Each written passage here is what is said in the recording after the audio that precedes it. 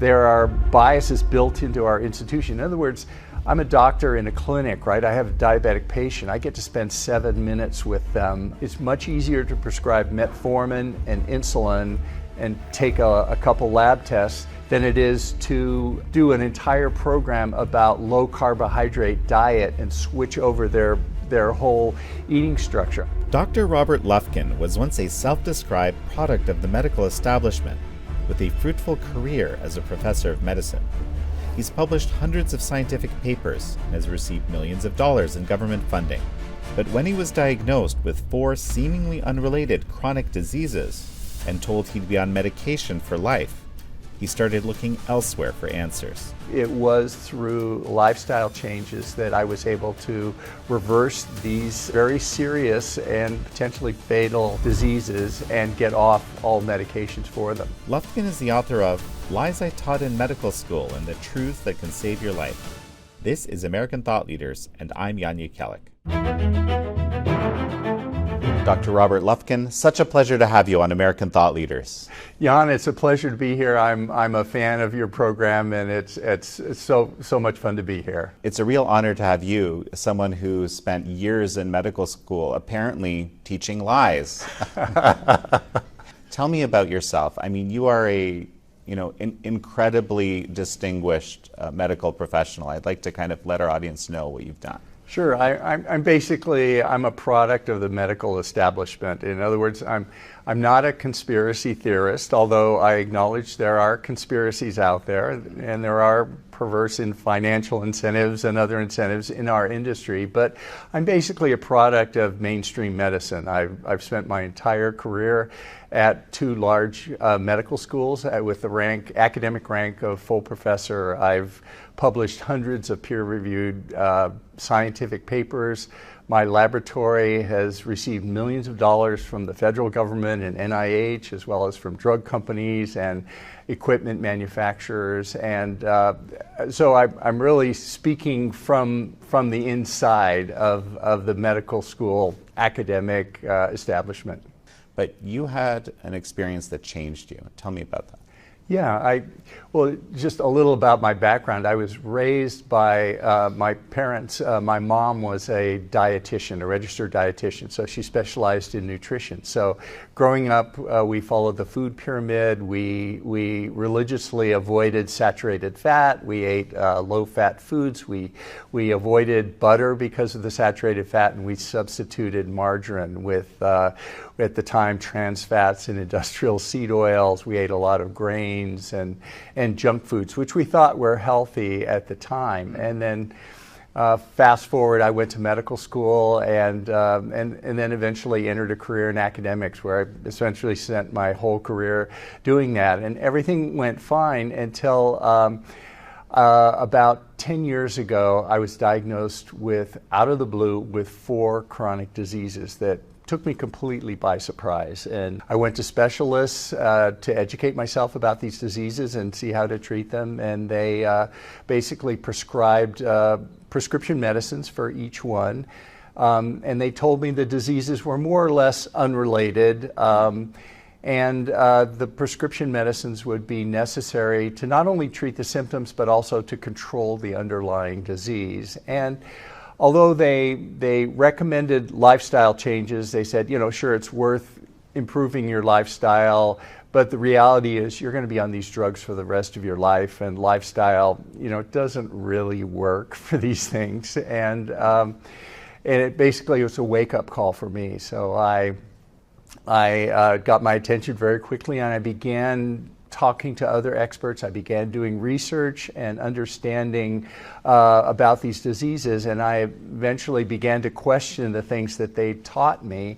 And I looked closely at some of the breakthroughs that have been made in the last few years in our understanding. It changed the way I thought about these diseases. And I realized that a lot of what was being taught about these diseases and metabolic health in general was incorrect, what I've been teaching and what many of my colleagues are still sadly teaching.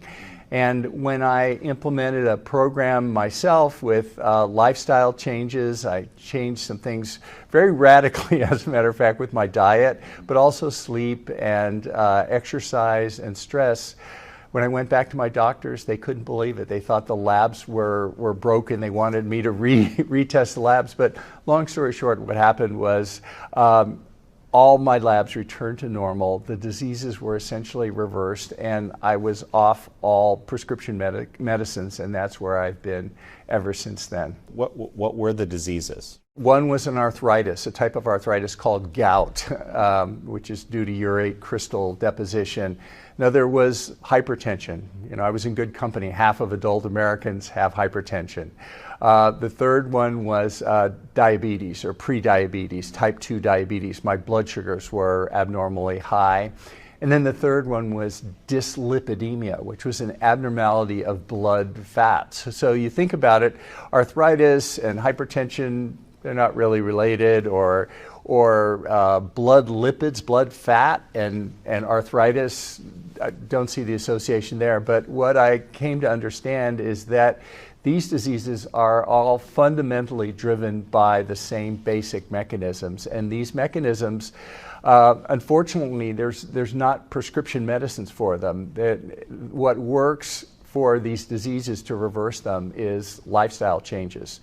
But the good news is lifestyle is in our control, and we get to make a decision every single day when we wake up what choices, what we're going to eat, how we're going to exercise, how we're going to live our lives. So it's really empowering that we can take back control of our health doing lifestyle. But basically, you're saying that you changed your diet and some of your habits, and that's it. And then you went back, and they said these labs can't be right. That's correct. But out of fairness, my diet, the changes I made in my diet, I was following the standard American diet, the recommended diet, the food pyramid, and I basically turned it upside down. I began doing things like intermittent fasting and fairly aggressive dietary changes, but I've never felt better. I don't consider it a diet now. I consider it the way I live. Being in ketosis, my brain is clearer than it's ever been. I don't want to, eat carbohydrates anymore in the middle of the day or snack all the time. So, but to answer your question, yeah, it was through lifestyle changes that I was able to reverse these very serious and potentially fatal diseases and get off all medications for them. And now I'm not recommending that people, of course, stop these medications without their doctor's approval, because that can be dangerous. I'm not saying just stop everything and try lifestyle. I'm saying begin lifestyle, and you'll find that when you go see your doctor, they'll tell you you don't need the medicines anymore if you have the same success that I had.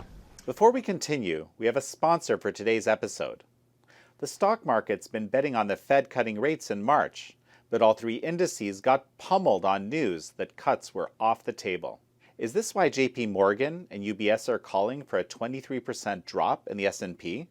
Signs of a recession are everywhere, and inflation is eroding the value of your savings. In times of uncertainty, you can protect your retirement, as I do, and secure your wealth by investing in gold. Call Patriot Gold Group today, mention American Thought Leaders, and you'll always get the best service. Patriot Gold Group was Consumer Affairs' top-rated gold IRA dealer for 7 years in a row. They have a no-fee-for-life IRA, where your IRA or 401k can be in physical gold and silver. Scan this QR code on the screen below or call the toll-free number 888-857-0495 and get a free investor guide today. Again, that's 888-857-0495. Well, I want to touch on this a little bit because I've kind of been, sort of vicariously on this journey with Dr. Paul Merrick. We're here at the FLCCC conference. He's one of the principals here. He started treating COVID in a way that was unorthodox and much more effective. He similarly had this realization that a lot of what he had been taught wasn't entirely right, or in many cases incorrect, and then embarked on a journey looking at diabetes, looking at, now he has this whole cancer monograph, which I find incredibly fascinating. I mean, hundreds of papers of peer-reviewed research showing all sorts of what you would call off-label drugs or vitamins, things like that, profound impacts on reducing the incidence of cancer. I mean, it's astonishing how much research has been done well that we just don't know about. Yeah, there's a tremendous amount of research being done every day. 7,000 papers are written every day. Because on this lifestyle stuff that you're talking about, people have researched this. It's not just, someone just saying, oh, I'm going to try, Yeah, and there are peer-reviewed, prospective, controlled studies where, for example, with diabetes, where people can reverse type 2 diabetes with dietary interventions to the point that they go off insulin and they go off all drugs, and the results are out there. But I think the medical system is it's a large institution. There are a lot of institutional drives and factors. I mean, if you look at diabetes and you go to a hospital and you say, hey, I have a program, I can take 90% of your type 2 diabetics off diabetes, off their diabetes meds, and return them to normal blood glucose. I want to do this program. Well, diabetes is the #1 cause of surgical amputations. It drives a lot of surgical business. Type 2 diabetes today is the #1 cause of renal failure and renal transplants and dialysis. That's a huge business. Type 2 diabetes is a leading cause of blindness. Type 2 diabetes is a major driver for cardiovascular disease, stroke, and heart attack, which is the #1 killer that determines statistically most of our longevity. Alzheimer's disease is strongly linked now to glucose metabolism, which is what diabetes is, to the point where some authors are referring to diabetes, to Alzheimer's disease as type 3 diabetes. And of course, cancer also, diabetics have a much higher rate of cancer as well. So all these diseases are linked, and coming up with a program to reverse diabetes is going to change everything in healthcare. The other problem, just if I can jump in, what you're talking about is really kind of unfathomable, or something that was unfathomable to me even just a few years ago, because you're suggesting that the health system wants to keep people sick. There are things built into the health system. I don't think any doctor, any human being wants to hurt another human being or wants them to be unhealthy. Mm-hmm. Maybe subconsciously we tell ourselves things that maybe make us do things, but I believe that people are basically good and they want to do good things. Right. But taking the other side of the argument, there are biases built into our institution. In other words, I'm a doctor in a clinic, right? I have a diabetic patient. I get to spend 7 minutes with them. It's much easier to prescribe metformin and insulin and take a couple lab tests than it is to do an entire program about low carbohydrate diet and switch over their whole eating structure. I mean, it's been known that carbohydrates drive type 2 diabetes for a long time. It's not a secret, but getting people to avoid the junk foods, avoid the carbohydrates that drive type 2 diabetes is a big ask. And right now our healthcare system, it's not enough for the doctor just to say, well, stop eating carbohydrates and you won't need this insulin. Sometimes the patient says, hey, I'd rather have a pill or even a shot than change my whole diet and give up all my junk food and change my way of living. So there are many different factors. There's a lot of pushback from individuals. Junk food itself is addictive, and junk food is mainly carbohydrates. It's high in seed oils. All these things drive insulin resistance and type 2 diabetes. I confess, I'm a recovering junk food addict. I know how hard it is to give that stuff up. And it's not enough for the doctor just to tell me, don't eat junk food. I know not to eat junk food, but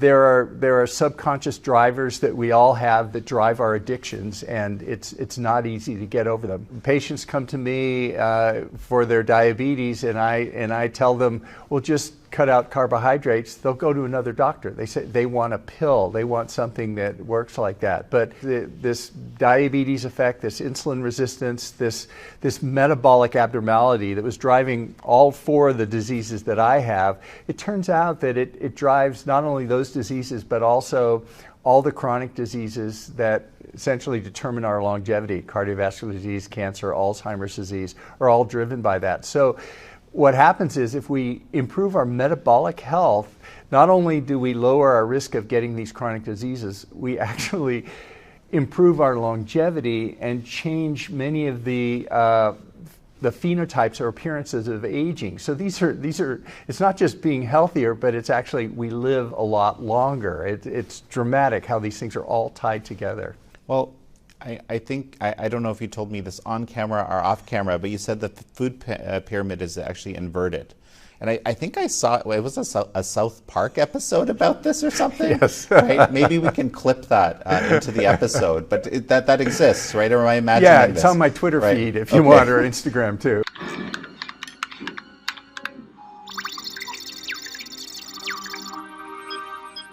Sir, we've got a match. Nutrition is stabilizing. We've got a well-balanced vaccine, sir. Okay.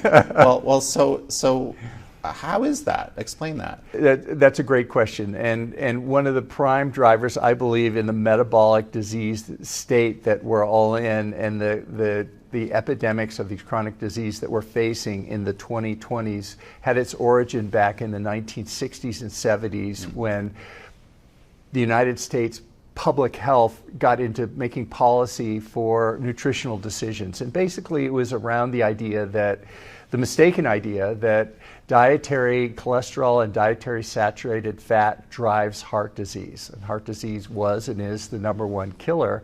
So the United States began a food pyramid plan which emphasized low fat diets and high carbohydrate diets, which is it's basically a junk food diet, and it's a pyramid with carbohydrates and sugars at the bottom and things like fats at the top of the pyramid where you eat less of them. This pyramid became public health policy. All the schools use this for kids. I remember being taught something like this. I mean, I'm Canadian, but roughly it was the same structure, exactly like you described, especially saturated fats. That was the enemy, right? Exactly. Yeah. And cholesterol too in eggs. There's right. To this point, and even today, most people, even the conservative orthodox cardiologists will admit that dietary cholesterol doesn't really affect serum cholesterol, so that those egg white omelets at the restaurants you see, you don't need to eat those anymore. It's probably in my opinion, one of the healthiest things we can eat is an egg. But these dietary changes starting in the 60s and 70s have now swept through society to where we're consuming large amount of junk food, which means a large amount of carbohydrates and refined carbohydrate sugars, a large amount of seed oils, which are industrial oils, which have the benign sounding name of vegetable oils, but there's no vegetables in them. They were originally developed as a lubricant for German U-boats in World War I with Crisco oil, but they're unhealthy, and in my opinion, they drive insulin resistance and drive inflammation. We're now seeped in these things. And on top of that, with the fast food revolution, it's not just what we're eating that's bad, but we're eating all the time. When growing up, we used to eat 3 meals a day, and then basically it became, oh no, eat 6 small meals a day. And my kids at school, they have snacks scheduled into their day between their other ones. And so people are eating all the time. Eating itself drives inflammation. Inflammation is our normal response to food being in our gut. So anytime I eat something, the body normally gets a little inflamed just as a protection of that foreign protein, that foreign material coming into the body. So if you think about it, if you want to improve your diet and you don't want to change what you're eating, you can still improve your health, improve your diet by just not eating all the time. In other words, narrow your eating window. cut out between meal snacks, maybe even skip breakfast, maybe even skip lunch. I mean, I eat one meal a day and I've never felt better. I don't get brain fog in the middle of the day, and I'm in something called ketosis nearly all the time. And I think that's for me, it's the healthy way to be, and I love it.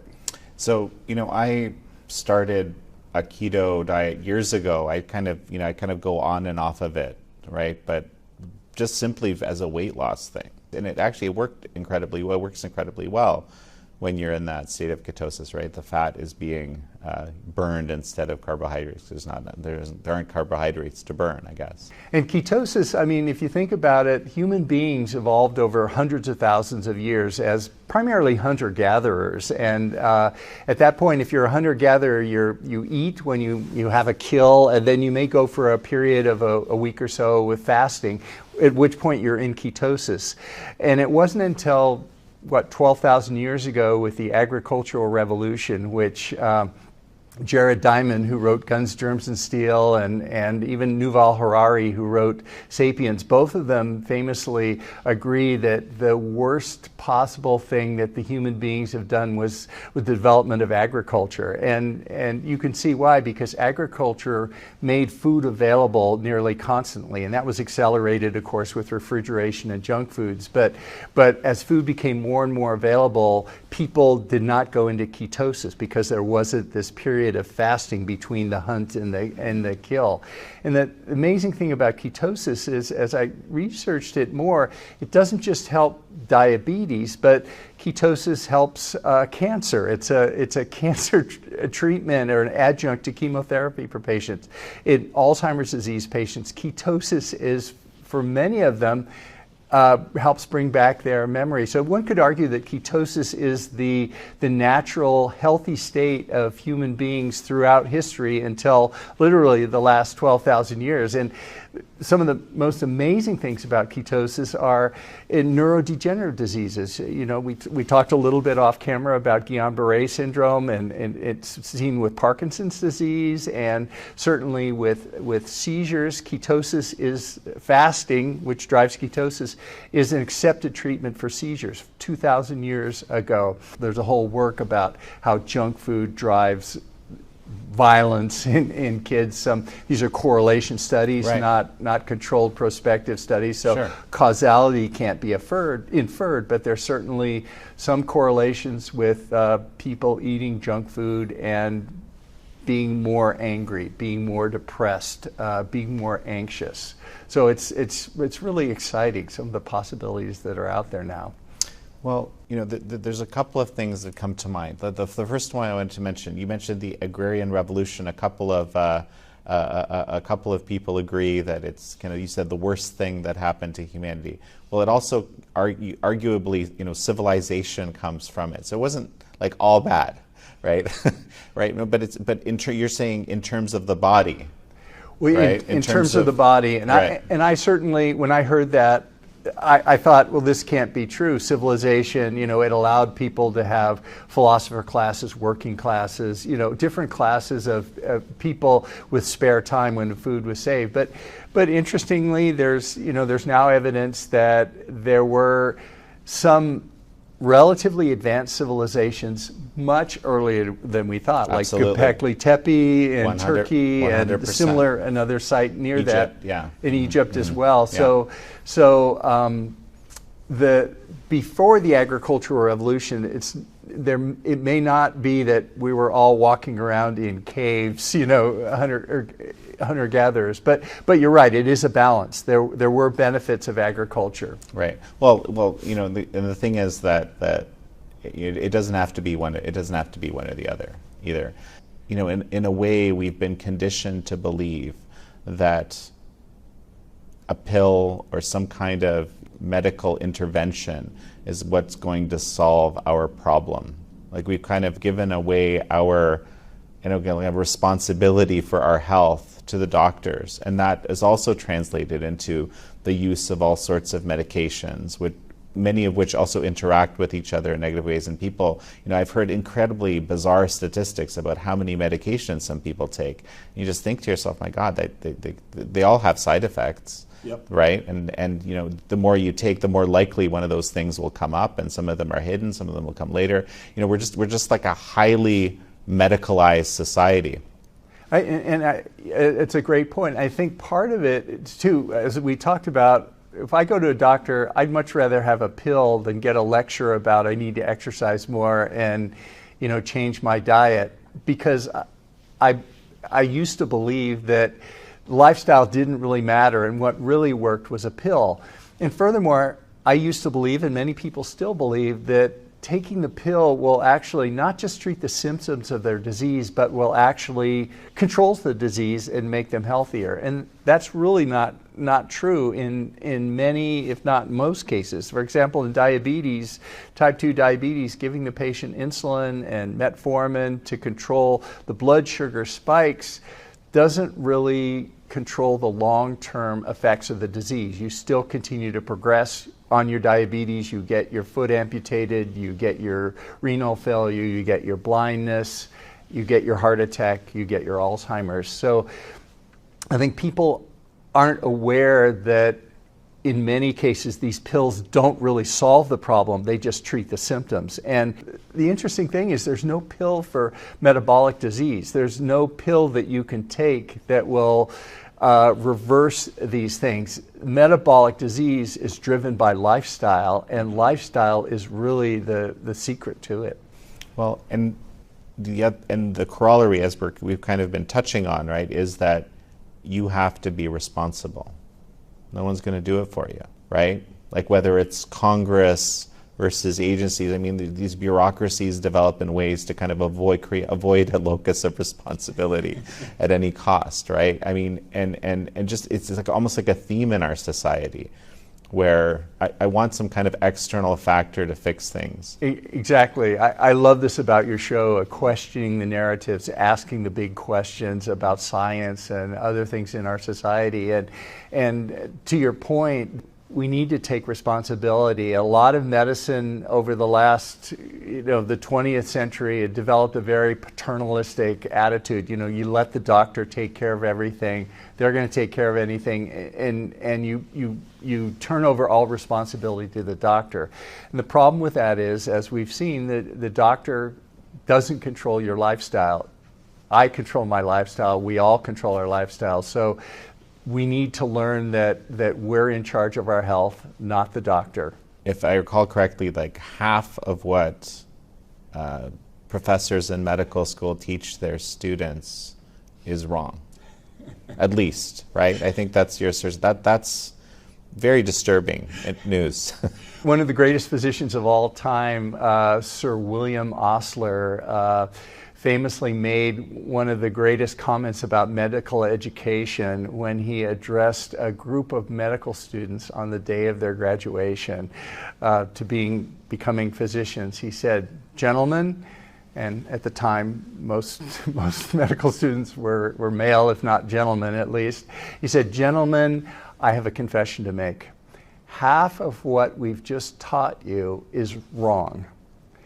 The problem is we don't know which half."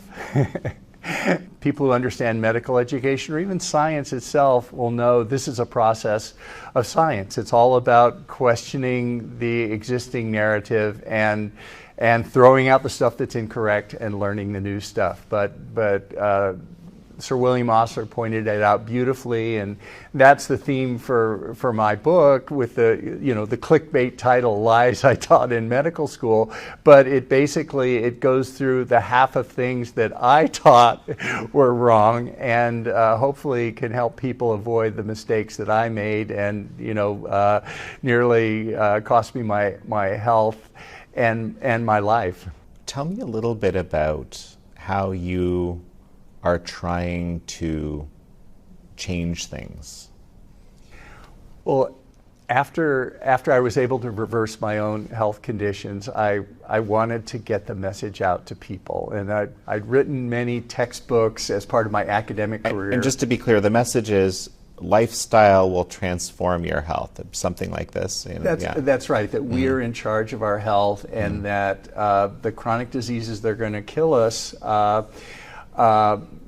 the medicines that were prescribed for them really don't treat the underlying disease. And if you want to get the root cause, you need to change your lifestyle and change your metabolism and your metabolic health. That was the message. And I began to look at new ways I could get the message out. I'd never been on Twitter. I wasn't a big Facebook person, but so I embraced social media. I began using Twitter. I just passed 100,000 followers on Twitter and have 250,000 total in social media so far. And I began reaching out to them. We were publishing this book. A couple weeks ago, I was in Costa Rica filming a TV series on longevity and health and wellness and metabolism that just got picked up by PBS and the Discovery Channel that'll be airing in about 6 months to a year. I realized that it's not enough just to educate people and get the message out. We need to change things in the healthcare systems. The next step in my journey, I got together with some friends, some other physicians in Los Angeles, and we've purchased and put together a managed care organization in Southern California. It's over 100,000 patients, 200 physicians, 200 primary care physicians, 600 specialists, and these. So just to be clear, this is an existing provider, basically. Right. Okay, wow. We're acquiring it, and it's important to note that these patients are underserved. In other words, they're Medicare, Medicaid, which means they're socioeconomically disadvantaged, which means generally poor health, generally poor access to health care. And it's our mission to change that. So we're going to bring latest cutting edge technology, some of the things in my book, some of the things we've talked about, these ideas of lifestyle to these people. And the advantage of having a managed care organization like this, instead of an insurance company where you make money by denying claims, with managed care, we make money by making the patients healthier. And we can spend the resources of the organization on anything that works. It can be red light therapy, it could be massage, it can be meditation, it can be movie theater tickets, whatever incentivizes the patients to actually be healthier. And that's what we're doing. And on top of it, we've built an innovation lab where young companies can come up and we incubate their technology, their healthcare technology. We try it on some of the patients who want to try it out, and if it works, we amplify it across the network and help them get started. We're setting up a venture studio fund so that these companies can be funded.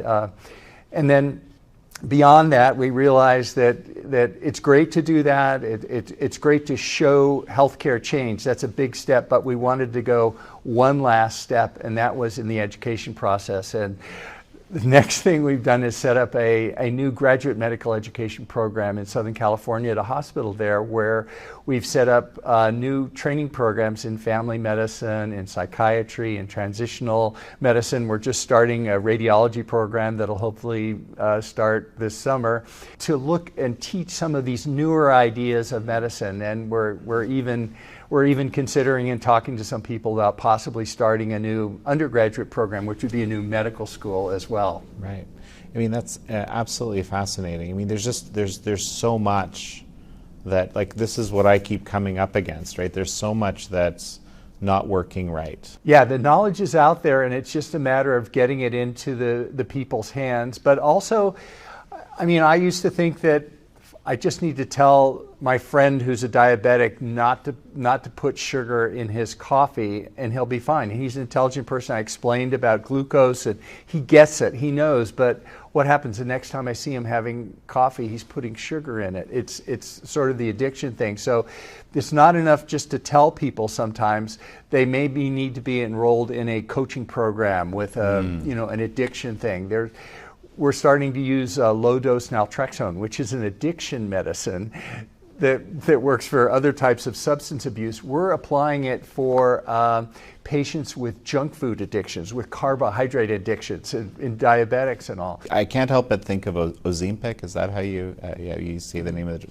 This is kind of a bit big in the media these days. Apparently a lot of people take it. Apparently there's problems, right? So how do you understand that drug?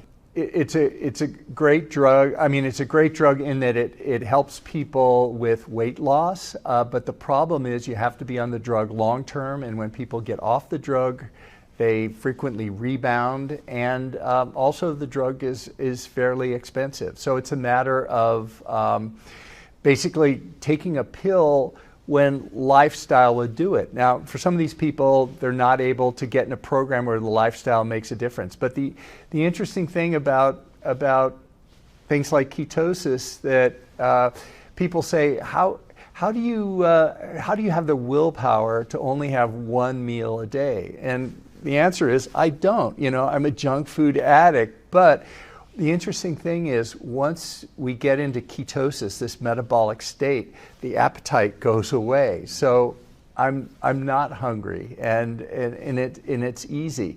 And you can ask yourself, can you eat just one potato chip? Of course not. You have to eat the whole bag. Potato chips are junk food. They're full of carbohydrates. They drive insulin. They drive our hunger. Can you eat just one hard-boiled egg or one slice of cheese? Well, of course you can, because it doesn't contain the macronutrients that drive insulin and drive our appetite.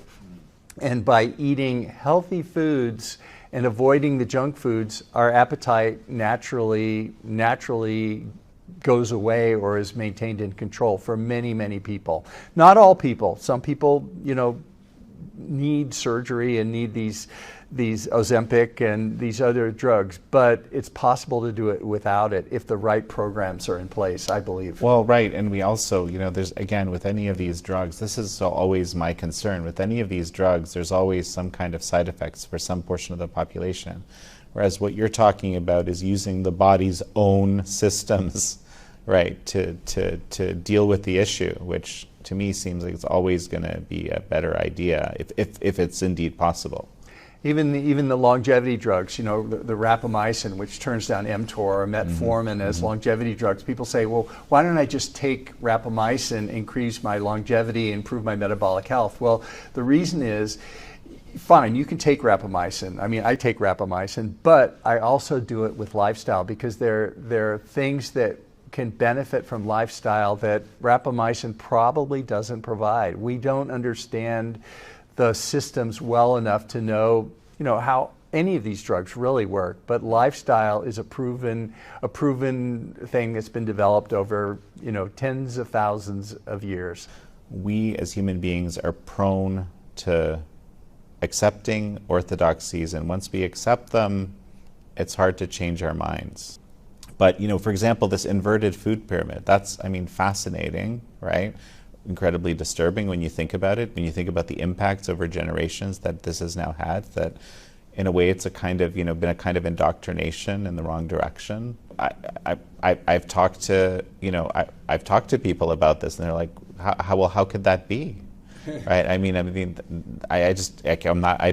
accept that. They won't say this, but they're basically thinking it. I'm not accepting that. Well, right? I'm saying it's the opposite, but many intelligent people disagree with me, and in fact, the recommendations of the Nutrition Council, basically that designs the food pyramid and every few years issues an updated version, continues with the narrative that cereals and grains and carbohydrates should be a significant portion of our diet with a smaller amount of protein, and then avoiding saturated fats. And one reason is the council that comes up with these recommendations. There was a fascinating paper that came out. There are a number of conflicts from the council from the major food manufacturers, who basically benefit from manufacturing junk foods. They sell junk foods that the Food Council then recommends in the food pyramid. And one problem is there's not a lobbying force for lifestyle. Lifestyle is free.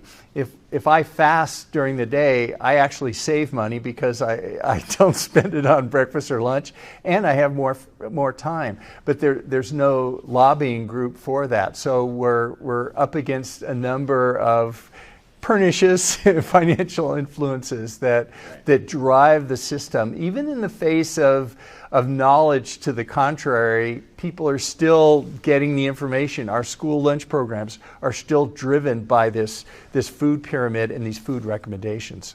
The narrative today is such that if anyone handed a 12-year-old child a lit cigarette, everyone would be aghast, and it just wouldn't happen. But someone can hand a 12-year-old child a bowl of sugar cereal and pour chocolate milk on it, and nobody thinks anything of it, when actually it's very damaging to the child even at that age, and it drives now the incidence of type 2 diabetes in children, which we didn't used to see at all. So changing the narrative is possible, I think, and getting it to the point where, I used to think drinking orange juice was healthy. Most people think orange juice is healthy. You see it on television and movies as, a healthy breakfast, but in my opinion, it's not. It's basically sugar, and it's like eating a candy bar. But changing that narrative so that people think that they instinctively realize what is healthy and what will benefit their lifestyle can have a dramatic effect. It's a big challenge to be able to do that. Yeah, it feels like the challenge of our time, really, right? It does, because the chronic diseases that we've been talking about today, the growth in these diseases are unprecedented in our history, and they're frankly not sustainable. Half the adult population is hypertensive. The growth rate in type 2 diabetes is going to approach 50% of the population soon. When that happens, all these chronic diseases are going to explode, and it doesn't have to be that way, because this disease is reversible in most cases, with lifestyle. And one disease that I've been thinking a lot about, because I've been becoming very interested in brain chemistry, the hippocampus, neurological issues, again, where we hear this is a very common COVID vaccine injury. I think 80% of them are actually neurological. It's Alzheimer's that I'm referring to. I mean, that is absolutely skyrocketed. Right? Absolutely. And this was, it's a disease that was kind of almost unheard of, 100 years ago, right? Exactly. And Alzheimer's represents, if you think about it, it's sort of the ultimate failure of the medical research establishment. Because for literally decades, there's been unlimited money available to come up with a treatment for Alzheimer's. And to this day, there's no significant pharmaceutical treatment for Alzheimer's that will have any significant effect on the progression of the disease.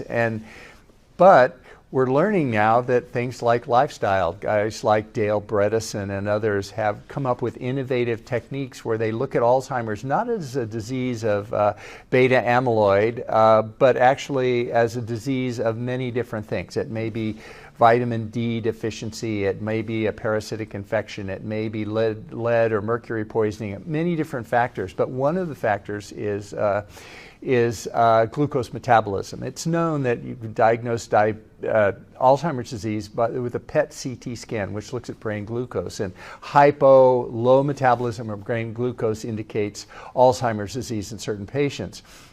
Well, ketosis, as we've talked about, is an alternate fuel source for the brain beyond glucose. And what happens with Alzheimer's patients when they go into ketosis and they're put on a ketogenic diet is the brain is able to use ketones instead of glucose.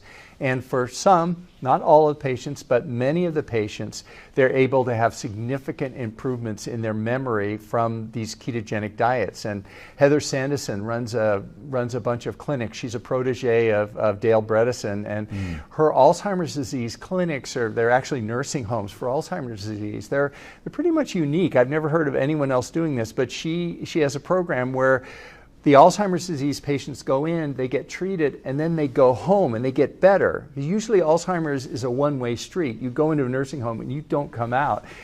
Oh, that's, absolutely astonishing. And some of the folks you mentioned today on the show, I would very much like to invite to talk about it, and particularly this, because it's just, it's something I've been thinking a lot about with aging parents and so forth. Listen, this has been so much fun. Final thought as we finish? Every morning when I get up, I get to choose my lifestyle. I get to make choices about the food I eat, what I put in my mouth, how much I exercise, and it's a choice we get to make every single day to take control of our health and longevity. Well, Dr. Robert Lufkin, it's such a pleasure to have had you on. Thank you, Jan. It's been great. Thank you all for joining Dr. Robert Lufkin and me on this episode of American Thought Leaders. I'm your host, Jan Jekielek.